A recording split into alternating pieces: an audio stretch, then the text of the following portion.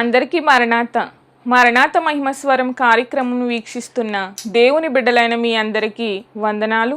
ప్రతిరోజు ఇదే సమయమునకు ఈ కార్యక్రమం వీక్షించి దైవాశీర్వాదములు పొందండి. ఇప్పుడు పాస్టర్ సామ్యూల్ సుందర్ రెడ్డి గారు దేవుని వాక్య వర్తమానం అందిస్తారు. శ్రద్ధగా వినండి. దావీదు ఏ విధముగా అయితే మందిరాన్ని కోరుకున్నాడో అదే విధముగా మందిరాన్ని కోరుకున్నటువంటి లక్షణము ఎవరిలో ఉందంటే హిజ్కియాలో ఉంది. అందుకని మొదటి సంతకము అక్కడ పెట్టాడు. మందిరము తెరవబడాలని చెప్పేసి ఆయన డిసైడ్ అయినట్టుగా మనం చూస్తూ ఉన్నాం. దేవునికి మహిమ కలుగును గాక. రెండవదిగా గమనించినట్టయితే కనుక మందిరము యొక్క శుద్ధి గురించి రాశారు. 2 దినవృత్తాంతాల గ్రంథము 29వ అధ్యాయము 12వ వచనం. అప్పుడు కహతీయులలో అమాషై కుమారుడైన మహాతు అజర్యా కుమారుడైన యోవేలు మెరారీలలో అబ్దీ కుమారుడైన కీషు 15వ వచనం.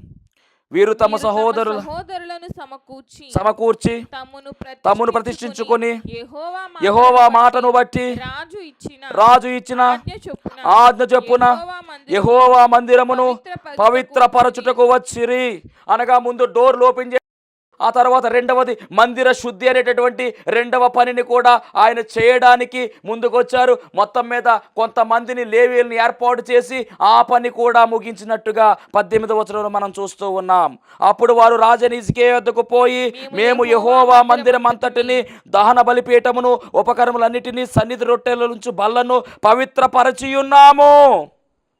మరియు రాజైన ఆహాజు ఏలిన కాలమున అతడు ద్రోహము చేసి పారవేసిన ఉపకరణములన్నిటిని మేము సిద్ధపరచి ప్రతిష్ఠించి ఉన్నాము. దేవునికి మహిమ కలుగును గాక. మొత్తానికి ఏదేమైనప్పటికీ ఈ హిజ్కియా అనేటటువంటి ఈ రాజు పరిపాలనలో మందిరము తెరవబడింది. అంత మాత్రమే కాదండి, మందిరములో శుద్ధీకరణ కూడా జరుగుతూ ఉంది. అద్భుతమైనటువంటి మాటలు. అప్పుడు రాజైన హిజ్కియా పెందలకడ లేచి, దేవునికి మహిమ కలుగును గాక. మందిరము శుద్ధీకరణ మాత్రమే కాకుండా హిజ్కియా అనేటువంటి ఈ రాజు పెందలకడనే లేచి పట్టణపు అధికారులను సమకూర్చుకొని యెహోవా మందిరానికి పోయెను. ఏమండి, రాజుగారు పొద్దునే లేవడము, మందిరానికి వెళ్ళడము అనగా హిజ్కియాలో ఉన్నటువంటి దైవ భక్తి ఎలాంటిదో మనము గమనించవలసిన వారమై ఉన్నాము.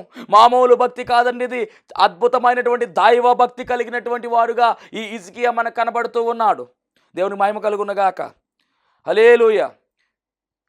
ఏదేమైనప్పటికీ మరి హిజ్కియా గురించి మనం మాట్లాడుకుంటూ ఉన్నాము కనుక ఈ హిజ్కియా మందిరాన్ని ఓపెన్ చేసిన వాడుగా రాజ్యము కొరకును పరిశుద్ధ స్థలము కొరకును యోధావారి కొరకును పాప పరిహారార్థ బలి చేయుటకై 7 కోడెలను 7 పొట్టేళ్లను 7 గొర్రె పిల్లలను 7 మేకపోతులను వారు తెచ్చి ఉంచిరి గనుక అతడు యెహోవా బలిపీఠము మీద వాటిని అర్పించుడని అహరోను సంతతి వారగు యాజకులకు ఆజ్ఞాపించెను. దేవునికి మహిమ కలుగును గాక. ఏదేమైనప్పటికీ హిజ్కియా అనేటటువంటి ఈ రాజు భక్తి కలిగినటువంటి రాజుగా మనకు కనబడుతూ ఉన్నాడు. అలాగే మందిరపు తలుపులను తెరిచినటువంటి రాజుగా కనబడుతూ ఉన్నాడు. దేవునికి మహిమ కలుగును గాక. ఎందుకంటే కనుక ఈ రాజులో మనకు చాలా అద్భుతమైన విషయాలు ఈరోజు పరిశుద్ధాత్మ తండ్రి మీతో మాట్లాడుతూ ఉన్నారు. హిజ్కియా అనగానే అందరూ కూడా కన్నీళ్లు విడిచాడు, ప్రార్థన దేవుడు ఆలకించాడు. మరణకరమైనటువంటి రోగం పోయింది. 15 రోజులు ఆయనకు టైం దేవుడు చెప్తే ఆయన మరలా ప్రార్థన చేయగా మొత్తం మీద 15 సంవత్సరాలు ఆయుష్ ఇచ్చాడని మాట అందరూ చెప్పుకుంటాం. కానీ హిజ్కియాలో ఉన్నటువంటి గుణ లక్షణాలను మనము ధ్యానం చేయవలసిన వారమై ఉన్నాము. దేవుని మహిమ కలుగును గాక. మరి ఆ లక్షణాల్లో మనం గమనించినట్లయితే పెందల కాడే లేచి అంటండి, ఒక రాజుగారు పెందల కాడే లేచి మందిరానికి వేగిరమే వెళ్ళినట్టుగా రాయబడింది. అంత మాత్రమే కాదు, ఆయన 7 కోడెలు, 7 ఎద్దులు, అలాగే 7 గొర్రెలు, 7 మేకపోతులను 7 మేకపోతులను వారు తెచ్చి ఉంచిరి. వారు తెచ్చి ఉంచిరి. ఇవన్నీ కూడా ఏర్పాటు చేయమని చెప్పింది ఎవరు అంటే రాజుగారే. అలా వెళ్ళి ఈయన చేసిన పని ఏమిటంటే రాజ్యము కొరకును పరిశుద్ధ స్థలము కొరకును యూదా వారందరి కొరకును వీటిని ఎందుకు వాడుతున్నారంటే పాప పరిహారార్థ బలిగా వీటిని వాడడం జరుగుతూ ఉంది. అంటే రాజుగారే కానీ దేశంలో ఉన్నటువంటి ప్రజలను కాపాడుకోవాలి. ఎందుకంటే అప్పటికే వారందరూ కూడా పాపములోనికి వెళ్ళిపోయారు. తండ్రి అయినటువంటి అహాజు చేసినటువంటి ఆ పాపము పోగొట్టుకోవాలంటే కనుక ఖచ్చితముగా ఏమి జరగాలంటే పాప పరిహారార్థ బలి జరగాలి. కనుకనే మరి ఈ రాజు అయినటువంటి హిజ్కియా ముందుగానే ఇవన్నీ ఏర్పాటు చేసి రాజ్యం కొరకంట, రెండవది పరిశుద్ధ స్థలము కొరకంట, మూడవది యూదా వారి కొరకంట. చూడండి ఎంత గొప్ప రాజు, ఎంత మంచి మనస్సు కలిగిన రాజు. తాను మాత్రమే బాగుపడాలని కాదు, అందరూ బాగుండాలనేసి అనే ఉద్దేశం కలిగిన రాజు. ఈ తండ్రి అయినటువంటి అహాజు దారేమిటి, హిజ్కియా అనేటువంటి రాజు యొక్క ఈయన దారేంటి? అసలు ఇద్దరు కూడా మనం గమనించినట్లయితే కనుక ఇద్దరు కూడా వ్యతిరేకంగా ఉన్నట్టుగా కనబడతా ఉంది. హిజ్కియా లాంటి మంచివాడు లేడు, అహాజు లాంటి చెడ్డవాడు లేనట్టుగా కనబడతా ఉంది. అంత మాత్రమే కాదండి, ఈయన చేసినటువంటి మరొక కార్యాన్ని మనం గమనించినట్లయితే కనుక మందిరాన్ని తెరిచారు, మందిరాన్ని శుద్ధీకరించారు. అలాగే బలి కార్యక్రమము కూడా, పాప పరిహారార్థ బలి కూడా అక్కడ చేయడం జరిగింది. ఆ తరువాత మనము చూసినట్లయితే కనుక మందిర ప్రతిష్ఠించడం కూడా ఇక్కడ రాయబడింది. 2వ దినవృత్తాంతాల గ్రంథము 29వ అధ్యాయము 4-5. యాజకులను లేవీలను పిలువనంపి తూర్పుగానున్న రాజవీధిలో వారిని సమకూర్చి వారికి ఇలాగూ ఆజ్ఞ ఇచ్చెను. లేవీలారా, నా మాట ఆలకించుడి. ఇప్పుడు మిమ్మును మీరు ప్రతిష్ఠించుకొని మీ పితరుల దేవుడైన, ఇక్కడ గమనించవలసిన మాట ఏమిటంటే లేవీయులను ప్రతిష్ఠించినట్టుగా కనబడతా ఉంది. ఎందుకు ప్రతిష్ఠించాడంటే మందిర శుద్ధి కొరకు ప్రతిష్ఠించినటువంటి విధానము. అంటే లేవీయులను కూడా ఏర్పాటు చేసి వారి పని వారికి మరలా ఇవ్వడానికి ఈ రాజు పని పూనుకున్నట్టుగా మనకు వాక్యంలో స్పష్టంగా మనం చూడవచ్చు. అంత మాత్రమే కాదు, అలా మన క్రమముగా కిందకు వెళ్ళినట్లయితే కనుక బలి కార్యక్రమం జరిగింది. ఆ తరువాత 25వ వచనం చదువుదాం. 29-25. మరియు దావీదును దావీదు రాజుకు దీర్ఘదర్శి అయిన గాదును. ఒక్కసారి ఆగండి. 2వ దినవృత్తాంతాల గ్రంథం 29-20 మనం చదివిన విధానంలో చూసినట్లయితే కనుక మరి హిజ్కియా రాజు పెందల కడని లేచే అనుభవము కలిగినటువంటి రాజు. ఈ పెందల కడినటువంటి మాటను మనం గమనిస్తే మనకు యేసుక్రీస్తు ప్రభువారు జ్ఞాపకం వస్తూ ఉన్నారు. యేసుక్రీస్తు ప్రభువారి యొక్క జీవితంలో మరి మనం గమనించినట్లయితే పెందల కడని ఆయన ప్రార్థన చేసినట్టుగా కనబడుతూ ఉంది. చదువుదాం ఒకసారి ఆ మాట. మార్కు వార్త 1వ అధ్యాయం 35వ వచనం. మార్కు వార్త 1వ అధ్యాయం 35వ వచనం. ఆయన పెందల కడనే లేచి ఇంకను చాలా చీకటి ఉండగానే బయలుదేరి అరణ్య ప్రదేశమునకు వెళ్ళి అక్కడ ప్రార్థన చేయుచుండెను. అదండి ఆయనలో ఉన్నటువంటి లక్షణం. అంత మాత్రమే కాదు, లూకాసు వార్త 21:38 కూడా చదువుదాం ఒకసారి. 21:38.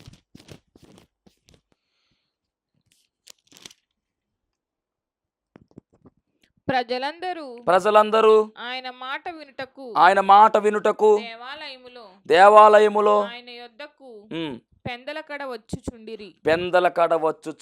ఈ పెందల కడని లక్షణం మరి వాక్యం వింటున్నటువంటి మనలో కూడా ఈ లక్షణం ఉండాలి. వేకువజామునే ప్రార్థన అనేటటువంటి అలవాటు మనము చేసుకోవలసిన వారమై ఉన్నాం. ప్రార్థించాలి, అది ఒక అలవాటుగా మారవలసిందే. ఆయనతో మనము నీతి సూర్యుడైనటువంటి ఆ యొక్క వెలుగును మనం పొందుకున్న తర్వాతనే మనము బయటకు రావాల్సిన వారమై ఉన్నాము. బయట సూర్యుని మనము చూడకుండా ముందే నీతి సూర్యుడైనటువంటి ఆ దేవదేవుని మనము చూడాలి అంటే తెల్లవారుజామున ప్రార్థన. అందుకనే మరి అక్కడ రాయబడినటువంటి మాట మనము చూసిన వారమై ఉన్నాము. పెందల కాడనే లేచి అనే మాట కనబడతా ఉంది. ఆ తత్వం ఎవరికి ఉందంటే, ఆ లక్షణం ఎవరికి ఉందంటే రాజైన హిజ్కియాకు ఉంది. రాజుగారి కదా ఏదైనా సాగుద్ది, కానీ ఈ రాజు ఎలాంటి రాజు అంటే ప్రజల క్షేమాన్ని కోరుకుంటున్నటువంటి రాజు అండి. అంత మాత్రమే కాదు, దేవుడంటే భయము భక్తి కలిగినటువంటి రాజు. అలాంటి రాజు నిజంగా ఈ యొక్క యోధా రాజ్యాన్ని పరిపాలిస్తున్నాడంటే నిజంగా చాలా సంతోషమైనటువంటి వార్తగానే మనం గమనించాలి. ఎందుకంటే ఆయన ఉన్నంతకాలం కూడా చక్కని పరిపాలన జరిగినట్టుగా పరిశుద్ధ గ్రంథములో మనం చూడవచ్చు. మందిరాన్ని తెరిపించాడు, మందిరాన్ని శుద్ధీకరించాడు. మందిరముకున్నటువంటి ఆ యొక్క పవిత్రమైనటువంటి ఆ స్థలముకున్నటువంటి ఆ యొక్క పాపమంతటిని కూడా తొలగించడానికి, మకిలంతా కూడా తీసివేయడానికి పాప పరిహారార్థ బలిగా మరి 7 కోడెలను, 7 పొట్టేళ్లను, అలాగే 7 మేకపోతులను, గొర్రె పిల్లలను బలి ఇచ్చినట్టుగా మనం చూస్తూ ఉన్నాం. అంత మాత్రమే కాదు, 24వ వచనం చదువుదాం. 29, 24. ఇశ్రాయేలీయులందరి కొరకు దహన బలియు పాప పరిహారార్థ బలియు అర్పింపవలెనని రాజు ఆజ్ఞాపించియుండెను. ఇశ్రాయేలీయులందరి నిమిత్తము ప్రాయశ్చిత్తము చేయుటకై బలిపీఠం మీద వాటి రక్తమును పోసి పాప పరిహారార్థ బలి అర్పించిరి. అంటే మొత్తం మీద రాజు ఆజ్ఞాపించాడు. అట్టి రీతిగానే పాప పరిహారార్థ బలి మరి అర్పించినట్టుగా మనం చూస్తూ ఉన్నాం. దేవునికి మహిమ కలుగునుగాక. ఆ తరువాత కాలంలో ఏమి జరిగింది అని మనం గమనించినట్లయితే కనుక 25వ వచనం చూద్దాం ఒకసారి. మరియు దావీదును దావీదు రాజుకు దీర్ఘదర్శి అయిన గాదును ప్రవక్త అయిన నాతానును చేసిన నిర్ణయము చెప్పున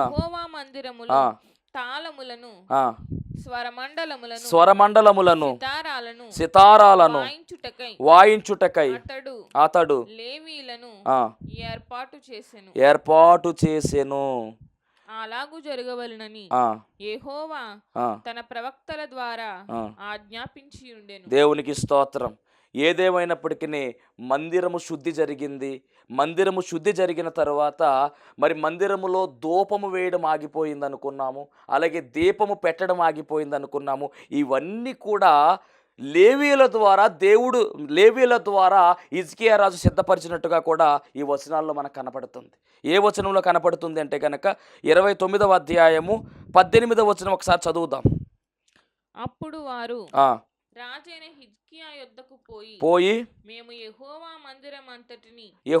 మందిరమంతటిని దహన బలిపీఠమును ఉపకరణములన్నిటిని సన్నిధి రొట్టెలుంచు బల్లను పవిత్రపరచియున్నాము. మరియు రాజైన ఆహాజు అతడు ద్రోహము చేసి పారవేసిన ఉపకరణములన్నిటిని మేము సిద్ధపరచి ప్రతిష్ఠించి ఉన్నాము చెప్పిరి. దేవుని మహిమ కలుగును గాక.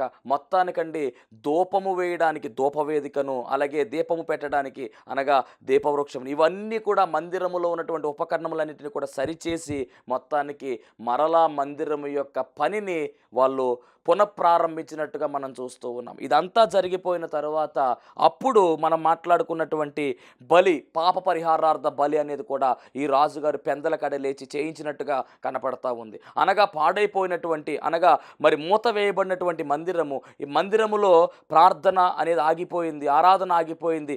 మరలా పునఃప్రారంభించడానికి ఈ రాజు అయినటువంటి హిజ్కియా పని పెట్టుకున్నట్టుగా మనము చూస్తూ ఉన్నాము. అక్కడతో ఆగిపోలేదండి. ఇందాక మనం చదువుకున్నటువంటి వచనాల్లో గమనించవలసినటువంటి మాట ఏమిటంటే 27వ వచనంలో కనపడతా ఉంది.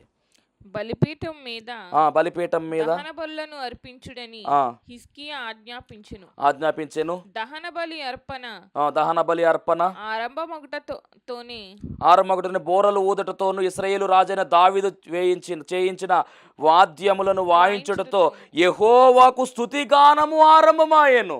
మందిరము తెరవబడింది, దీపం పెట్టబడింది, అలాగే ధూపము వేయబడతా ఉంది, ప్రార్థన చేయబడతా ఉంది. ఇవన్నీ కూడా ప్రార్థనకు సాదృశ్యంగా కనబడతా ఉన్నాయి.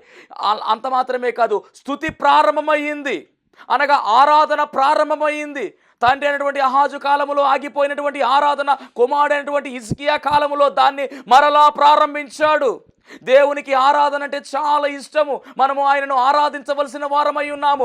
ఆయన్ని ఆరాధించేవారు ఆత్మతోనూ సత్యముతోనూ ఆరాధించవలెనని యేసుక్రీస్తు ప్రభువు వారు చెప్పిన మాటను మనము జ్ఞాపకము చేసుకున్నట్లయితే ఆరాధన నొందదగిన దేవుడు ఆయనే. కనుక మరలా ఈ హిజ్కియా రాజు ఆ మందిరములో ఏం చేస్తున్నాడంటే ఆరాధనను ప్రారంభించాడండి. అంతసేపును దేవునికి మహిమ కలుగును గాక. మొత్తానికి ఏదేమైనా కానీ ఆరాధన ప్రారంభమైంది. ఏ పాటలు పాడారు అంటే గనక దావీదు అలాగే ఆసాపు గారు రచించినటువంటి శ్లోకములను ఎత్తి, దావీదు గారు రచించినటువంటి పాటలు అలాగే ఆసాపు గారు రాసినటువంటి కీర్తనలు ఇవన్నీ కూడా ఎత్తి మొత్తం మీద సంతోషముతో స్తోత్రములు పాడి తల వంచి ఆరాధించినట్టుగా 30వ వచనంలో మనం చూస్తూ ఉన్నాము. దావీదును దీర్ఘదర్శియగు ఆసాపును రచించిన శ్లోకములను ఎత్తి యెహోవాను స్తుతించుడని రాజైన హిజ్కియాయును అధిపతులను దేవునికి మహిమ కలుగును గాక. ఏమండి, ఆరాధన ప్రజలు మాత్రమే కాదండి, రాజుగారు కూడా ఆరాధించినట్టుగా రాయబడింది. 29వ వచనంలో వారు అర్పించుట ముగించిన తరువాత రాజును అతనితో కూడానున్న వారందరూ తమ తలలు వంచి ఆరాధించిరి. అనగా హిజ్కియా రాజులో ఉన్నటువంటి గొప్ప లక్షణం ఏమిటంటే దేవుణ్ణి ఆరాధించే లక్షణం కలిగిన వాడు. అందుకని ముందే చెప్పాను, దైవ భక్తి కలిగినటువంటి రాజుగా ఈయన కనబడుతూ ఉన్నాడు. ఇతన్ని చూస్తే నాకు అనిపించింది ఏంటంటే ఇతను రాజేనా లేకపోతే యాజకుడా, అలాగే ఇతను రాజేనా లేదా భక్తుడా అన్నట్లు కనబడతా ఉంది. ఎందుకంటే మందిరం మీద అంత ఫోకస్ పెట్టాడు.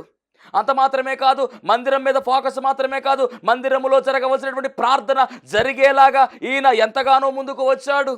యాజకుల్ని ఏర్పాటు చేశాడు, లేవీయుల్ని ఏర్పాటు చేశాడు, ఏ పాటలు పాడాలో చెప్పాడు, దహన బలి గురించినటువంటి విషయాలను మాట్లాడాడు. ఇంత గొప్ప రాజు నిజముగా యాజకుడిగానే కనపడతా ఉన్నాడు. అంటే అంత భక్తి ఈయనలో మనం చూస్తూ ఉన్నాం. కానీ ఈయన తండ్రి గారి విషయం అయితే మట్టుకి భక్తిహీనుడుగా ఉంటే ఈయన భక్తి పరుడుగా కనబడతా ఉన్నాడు. దేవుని మహిమ కలుగునుగాక. హల్లెలూయా. మొత్తం మీద ఆగిపోయినటువంటి ఆరాధన ఇప్పుడు ఈయన ద్వారా ఏమవుతుందంటే సాగిపోతూ ఉంది. వాక్యం ఏంటంటే దైవ జనాంగమా, నీ జీవితంలో కూడా ఒకవేళ ఆరాధన కరువైపోయిందేమో, ఆరాధనకు నువ్వు దూరంగా ఉంటున్నావేమో, జాగ్రత్త. పనులతోనే మునిగిపోతున్నావేమో, ఆదివారము ఒక్కరోజు ఆరాధించడానికి ఆ మందిరానికి నువ్వు రావడానికి మరి నీకు కష్టమవుతుందేమో. కష్టమైనప్పటికీ లోక పనులు ముఖ్యము కాదండి. ఆ ఒక్కరోజు మనము దేవుని ఆరాధించవలసిన వారమై ఉన్నాము. ఆయన సముఖములో మనము సామూహిక ఆరాధన జరిగించవలసిన వారమై ఉన్నాము. సంఘమంతా కలిసి ప్రార్థన చేస్తూ ఉండగా ఆ సంఘ ప్రార్థనలో, ఆ ఆరాధనలో మరి మీరు కూడా ఉండవలసిన వారై ఉన్నారు. ఒకవేళ నిర్లక్ష్యం చేస్తున్నావేమో, దేవుడు నీ గురించే ఈ వాక్యము ద్వారా మాట్లాడుతున్నాడు. వాక్యం వింటున్నటువంటి దైవ జనాంగమా జాగ్రత్త. దేవుని మనం ఆరాధించాలి. ఆరాధన నొందదగిన దేవుడు ఆయన గనుక నిర్లక్ష్య ధోరణి వైపు మనం వెళితే గనక మన జీవితాల్లో ఆశీర్వాదం ఉండదు. కాబట్టి ఆరాధన ఆ రాజుగారే చేస్తూ ఉన్నారు, అందరి చేత చేయిస్తూ ఉన్నారు. అలాంటప్పుడు మనము కూడా ఏం చేయాలంటే ఆరాధనలో మనము కూడా ఖచ్చితముగా పాలు పంపులు పొందుకోవలసిన వారమై ఉన్నాము. ఆయనను ఆత్మతోనూ సత్యముతోనూ ఆరాధించవలసిన వారమై ఉన్నాము. ఎన్ని లక్షణాలు ఉన్నాయండి ఈయనలో. 2వ దినవృత్తాంతాల గ్రంథం 30వ అధ్యాయం 19వ వచనం. పరిశుద్ధ స్థలము యొక్క శుద్ధీకరణము చొప్పున తన్ను పవిత్రపరచుకొనకయే తన పితరుల దేవుడైన యెహోవాను ఆశ్రయింప మనస్సు నిలుపుకొనిన ప్రతివాని నిమిత్తము దయగల యెహోవా ప్రాయశ్చిత్తము చేయునుగాక అని ప్రార్థింపగా యెహోవా హిజ్కియా చేసిన ప్రార్థన అంగీకరించి జనులను స్వస్థపరచెను. రాజా లేకపోతే యాజకుడా? చూసారా, అంటే మందిరం అంటే ఎంత తపనుందో. అందుకనే హిజ్కియా కన్నీటి ప్రార్థనలు అన్న మాట ఏమిటో తెలుసా? దేవా, నేను చేసినటువంటి యథార్థమైనటువంటి పనులను జ్ఞాపకము చేసుకో అన్న వెంటనే దేవుడు కార్యం జరిగించాడు. ఈరోజు అదంతా కూడా మనకు దేవుడు నేర్పిస్తున్నాడు. మరి నీలో ఉందా ఇంత భక్తి? ఒక రాజుగారు ఇంత భక్తి కలిగి ఉన్నాడు, ఇంత భయము కలిగి ఉన్నాడు, ఎదుటివారి పట్ల ప్రేమ కలిగి ఉన్నాడు, శత్రువులుగా ఉన్నటువంటి వారిని కూడా ఆయన కలుపుకుంటూ వెళ్ళిపోతూ ఉన్నాడు, వారి కొరకు ప్రార్థన చేస్తూ ఉన్నాడు. అంత మాత్రమే కాదు, వారిని స్వస్థపరచు ప్రభు అని అడిగితే దేవుడు హిజ్కియా ప్రార్థన అంగీకరించి స్వస్థపరిచాడు. అంటే ఒక ప్రార్థనాపరుడుగా, ఒక భక్తిపరుడుగా, ఒక గొప్ప రాజుగా, మందిరం అంటే అత్యాసక్తి కలిగిన వాడుగా ఉన్నాడు. మరి నీ యొక్క ఆసక్తి ఎలా ఉంది? మందిరానికి రావడమే కష్టమైపోతా ఉంటే ఇక ఆసక్తి ఏముంటుంది పాస్టర్ గారు అంటున్నారేమో. జాగ్రత్త. రాజుగారు చేస్తున్నటువంటి కార్యాలు చూస్తూ ఉంటే నిజంగా ఆశ్చర్యం కలుగుతూ ఉందండి. పస్కా పండుగ జరిగింది, అంత మాత్రమే కాదు వారి కొరకు ప్రార్థన చేశాడు. అంత మాత్రమే కాదండి, పస్కా పండుగ అండి ఒకసారి అయిపోయింది, మరలా చేసినట్టుగా రాయబడింది బైబిల్ గ్రంథం. చూద్దాం ఒకసారి. 2వ దినవృత్తాంతాల గ్రంథం 30:24. సమాజపు వారందరూ చూచి చూచినప్పుడు మరి 7 దినములు పండుగ ఆచరింపవలనని యోచన చేసుకొని మరి 7 దినములు సంతోషముగా దాన్ని ఆచరించిరి. బైబిల్ గ్రంథంలో రికార్డ్ ఏంటంటేనండి, పస్కా పండుగ 7 దినాలు చేయాలి. కానీ 7 దినాలు అయిపోయిన తర్వాత మరలా ఇంకో 7 దినాలు చేశారంటే ఎంతకేనే అనుకున్నారు వాళ్ళు, మరొక 7 దినాలు చేద్దాము అని చెప్పి చేశారు. ఎంతో సంతోషంతో చేశారంటండి. ఆగిపోయినటువంటి పస్కా పండుగ ప్రారంభం అవడము, మరలా పస్కా పండుగ రెండవసారి చేయడము నిజంగా ఎంతో గొప్ప ఘనమైన విషయం అండి. దాని గురించి చాలా అద్భుతంగా రాస్తూ ఉన్నారు. 26వ వచనం, యెరూషలేము కాపురస్తులకు మిక్కిలి ఆనందము కలిగెను.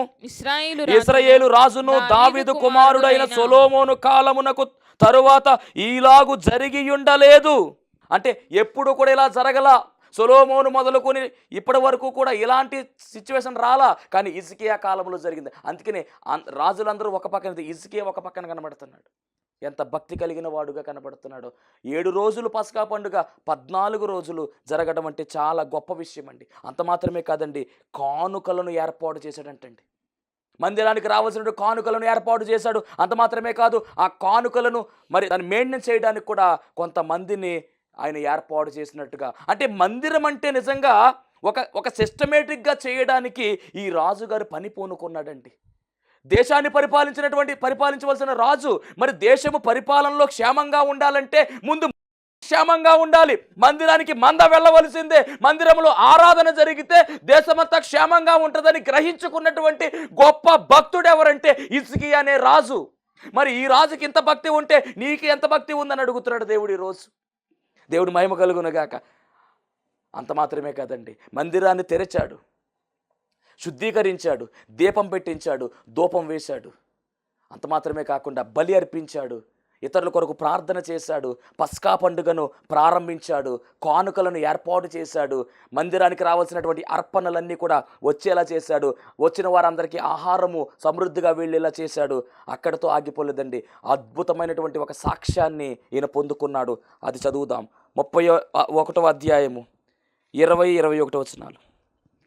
హిజ్కియా యోధా దేశం అంతటను ఈలాగును జరిగించి తన దేవుడైన యెహోవా దృష్టికి అనుకూలముగాను యథార్థముగాను నమ్మకముగాను పని చేయుచూ వచ్చెను. ఈ 3 లక్షణాలు మనలో ఉండాలి. ఆయన దృష్టికి అనుకూలముగాను యథార్థముగాను నమ్మకముగాను పని చేయుచూ వచ్చెను.